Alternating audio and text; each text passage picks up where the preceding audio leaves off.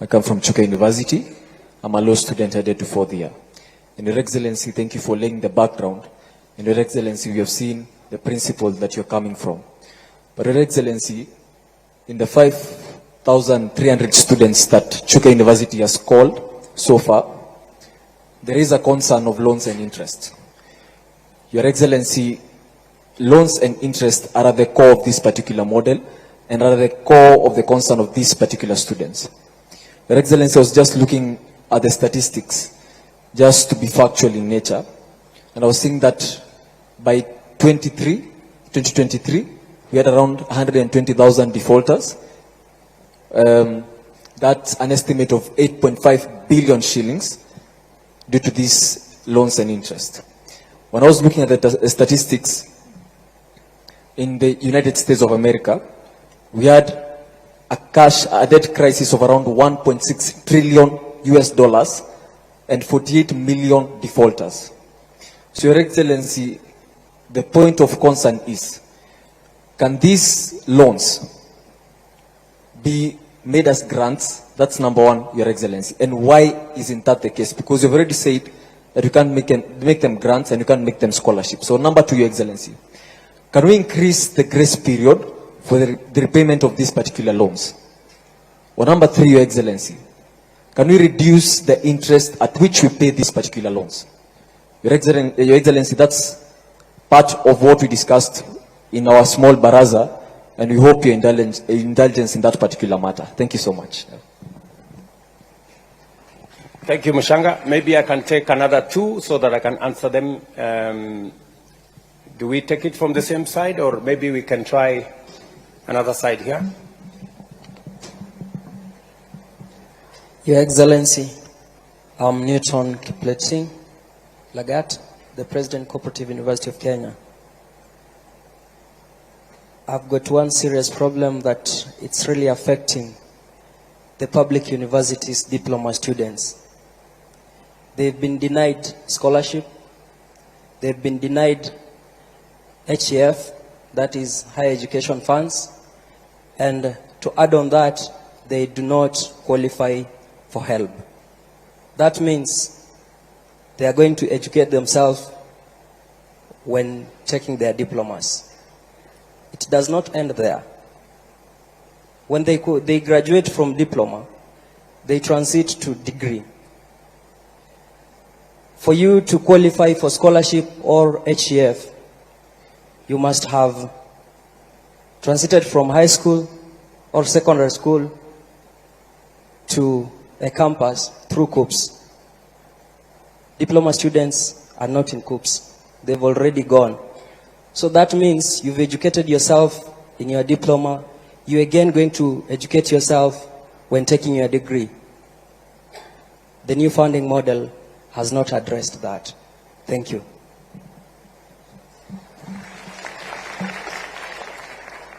Thank you. Maybe we can take one from this side. A lady for a change, maybe. Thank you. Your Excellency, my name is Mogesi Maroa. I'm a concerned citizen, a youth leader from Kuria, Migori County, and the president of Mount Kenya University Parklands Law Campus. Your Excellency, you've said time and again that this new funding model is student-based. Well, my question is, why is it that students from private universities are only given loans as opposed to scholarships, just like it is in public universities, yet these students are all from taxpayers of this country? Thank you. Final one from here. Thank you so much, His Excellency. My name is Bonaya Rova from Kenyatta University, a sixth-year architect student, anticipating graduation in December. At the preamble of your speech, you began by denoting that education is an equalizer. Therefore, I have two questions. One, if indeed education is an equalizer, how will this new funding model assist those persons with living with disability? Because you do believe disability is not inability. My second question goes to, I'm from Tana River County, so we are believed to be those that come from marginalized areas of this country. So, you've spoken about cybers. In my local area, the next cyber you normally travel close to about 46 kilometers. I believe you've been there. Ama namna gani? So, mine is to ask on these persons with, that live in marginalized areas, if they will be able to access internet and all this connectivity for them to be able to be put along this new funding model. Thank you. Thank you very much. Maybe I should answer those questions first. Maybe starting with Bonaya. Bonaya, first, congratulations. 60 years is quite something, you know, and I wish you well. Students who live with disability, as I have said, in this model, we have actually said that those students living with disability, they automatically qualify for Band 1. They get 95% funding, both scholarship and loan. 80% loan, 15% scholarship. Help me, where is the PS? It is Band 1, again, so that I don't... Your Excellency, 95% government support, Yes. 70% scholarships and 25% loan. Okay, 70% scholarship and 25% loan, yes. Correct. So those are the students, and the parents only pay 5%. In the old model, they were paying 20%. Was what was outlined. Secondly, you are aware that people living with severe disability, we have expanded the numbers of citizens who now qualify for cash transfer. We had 1.2 million citizens. We've now expanded that to 1.7 million citizens. We just recruited another 500,000 aged orphans and people living with disability for us to be able to look after the vulnerable.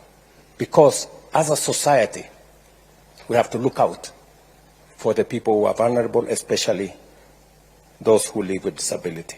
Number two, you asked me about cyber. It is true. I was in Tana River actually about a month and a half ago. And I can confirm that the distances are far. But the good news is this. If you speak to your member of parliament, we have already agreed with them that they will set up an ICT hub in every ward in Kenya. We have changed the law. The CDF law that was used for just building schools, we changed the law. I signed the law into effect, and now we are using CDF to build an ICT hub in every ward for 3 reasons. Reason number 1 is to make sure that ICT infrastructure is available to citizens, including students. Number 2 is because we have a big program on digital jobs. And number 3, we want to encourage digital commerce, and we want government services to be available on that digital space, and therefore citizens don't have to come to Nairobi or to go to other areas. They can access government services from those ICT hubs. So we have a plan around the ICT hubs. I got a brief yesterday. We are now delivering we are now delivering internet using Kenya power lines. It's easier. So every place where we will have a Kenya power line, it will be possible to access the internet. We have already rolled out that program. Mugesi Maroa, sorry if I get your number right. You have a very valid point that private universities have students whose parents are taxpayers. That's correct. Public universities are run using public funds. We sponsor, as Government of Kenya, public universities. Private universities have sponsors. They have foundations. They are run by people who have networks of raising funds, either using foundations or other means, which sometimes as government we don't have. And because we value the fact that even those in private universities are also Kenyan students and their parents are taxpayers, that is why we haven't shut the door on them. We have said we are going to make public resources available to those students as loans, the same way we are making public resources as loans available to students in public universities. The only reason, Mogesi, why we, in this model, we have said we cannot provide for scholarship is because in the past, we said we are going to give them scholarship. And because we didn't have the money, we didn't. And we put many of those private universities in a lot of trouble. In fact, one public university closed down because we took students to them. They trained the students. We owe them money. They couldn't pay their staff. They couldn't pay. They closed down. So it is better we keep our word. It is better for us to say, this is the much we can do, rather than for us to say we can do so much. Today we have a debt of about 51 billion shillings owed to our private universities. It is a debt that we must pay, but it is unfair for us to continue to accumulate debt. It is better we tell them, for the moment, we cannot afford, but in the future, when our situation improves, we can reconsider. My good friend, Mr. Lagat, you've made a case for diploma students that they don't qualify. And I think your question is diploma students who are studying in universities. The loans and provisions we have made are for students in our TVETs. And I will tell you where the difference is. You know, as a way of making sure that our TVETs function, when I was Minister for Higher Education, I found out that it was cheaper to go to university than to go to a TVET institution.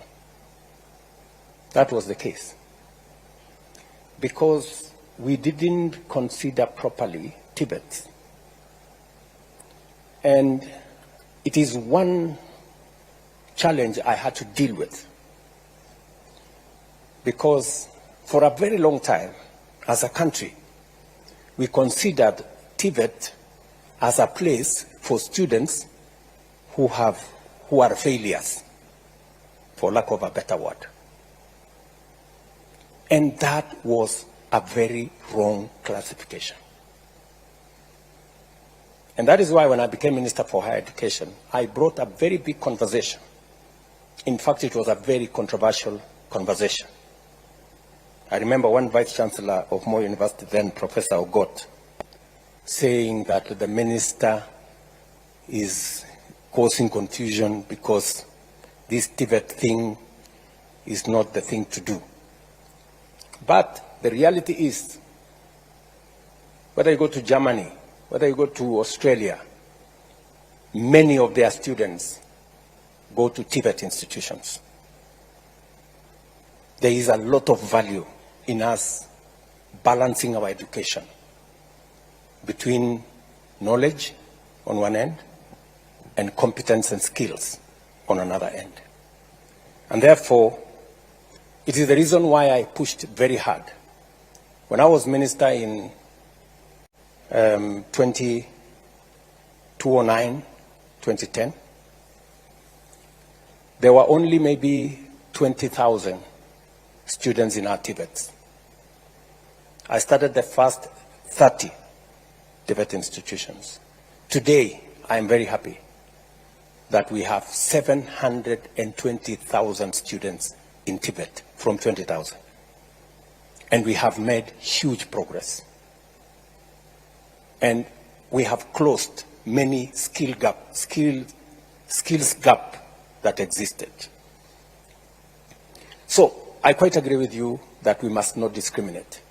It is the reason why in this funding model, we have enhanced scholarship and loans for our TVET students, and also we have maintained their upkeep, just the same way we are doing for our universities. As for your case,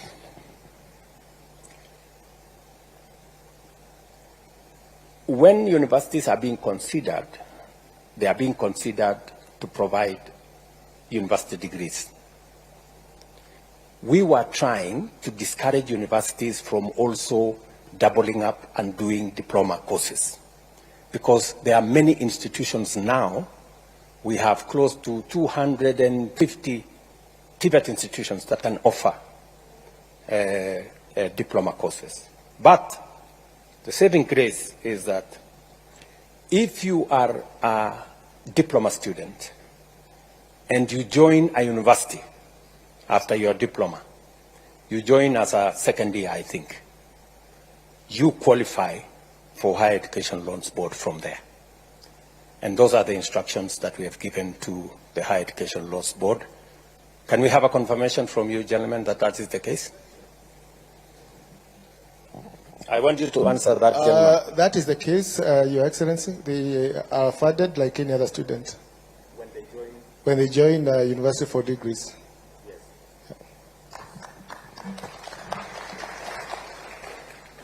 Finally, Evans, my good friend Evans Mushanga. Your issue is that the loans and the default. You know, the loan issue is not, as I told you earlier, is not a new phenomenon. All of us, I can tell you, any student who has gone through university, unless their parents paid the full fee, they have a loan. And I don't think there is any crime in having a loan. And I don't think there is any crime if you have a loan and you genuinely don't have the money to pay for it. I am agreeable that we must look into the subject of a grace period, especially to consider that no student should be asked to pay until they have a job. I am agreeable to that. Because you can't ask a person who is tamarking to pay. Because, I mean, you'd just be asking the impossible. I didn't pay myself until I got a job. Nobody followed me. Maybe these people are a lot more aggressive nowadays. So I think the position should be, until we are sure of an income, and we have many ways of finding out an income, whether they are doing a good business, we can collect a lot of information from KRA and all the other agencies, Kenya National Bureau of Statistics. And I will encourage those of us who took a loan from the university, if you can afford to pay, please, let us pay. It's the honorable thing to do so that the next bunch of kids can also access university education. On the interest is calculated by actuarial scientists. It is not meant for government to make money. It is just meant for it to be sustainable.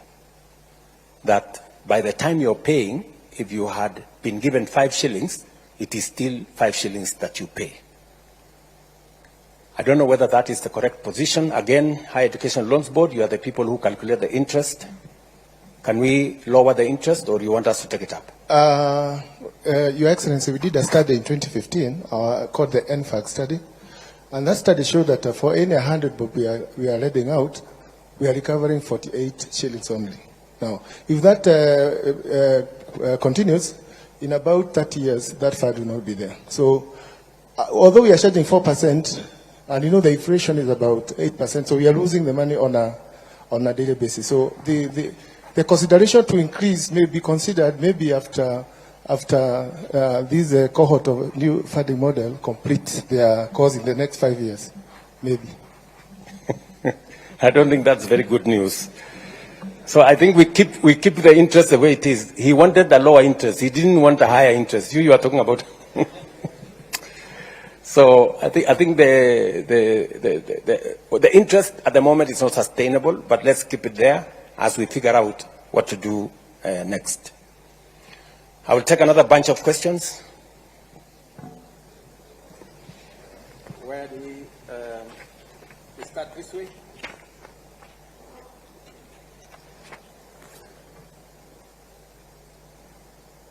Commander-in-Chief, my name is Felix Ocheng. I'm the president of the Eastern